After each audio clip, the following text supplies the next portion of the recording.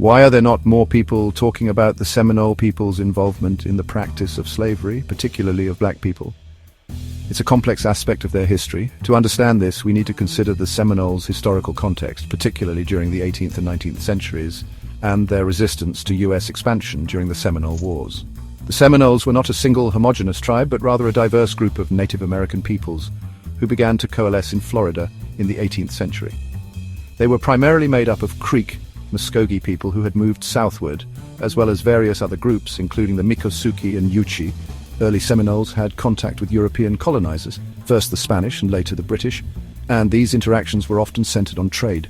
European settlers brought enslaved Africans to the Americas, and some African people were incorporated into Seminole communities as both slaves and allies. Enslaved Africans and African Americans found refuge among the Seminoles, who established a reputation for providing sanctuary to escaped slaves.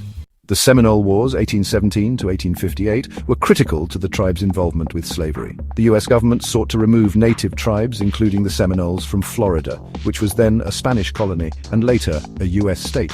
One key reason for U.S. aggression was their resistance to the Indian Removal Act of 1830. The Seminoles, led by figures like Osceola, waged fierce resistance during the First and Second Seminole Wars. They used guerrilla tactics and enlisted enslaved black people who had escaped from the southern U.S.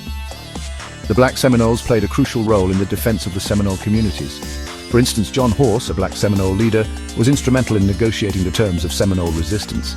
Despite the Seminoles' status as both Native Americans and freedom fighters against U.S. encroachment, their own practice of slavery mirrored that of other slaveholding societies in the U.S. By the time of the Second Seminole War, some Seminole leaders owned enslaved black people, particularly after the influx of black refugees who fled slavery in the U.S. to find protection among the Seminoles. The institution of slavery within the Seminole community was somewhat different from that of European Americans. While some Seminoles owned enslaved people in a manner akin to Southern slaveholders, others used enslaved people in a more communal or reciprocal way. When the U.S. sought to forcibly remove the Seminoles from Florida, the issue of slavery became a point of contention.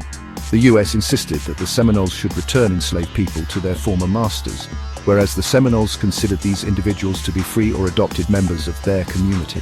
Following the conclusion of the Seminole Wars, especially after the Third Seminole War, 1855 to 1858, the Seminoles were confined to reservations, and the abolition of slavery in 1865 marked the formal end of the practice, although its effects on the Seminole people persisted. Following the Civil War, the Seminoles faced difficult negotiations with the U.S. government, and their involvement in slavery remains a sensitive and contested subject.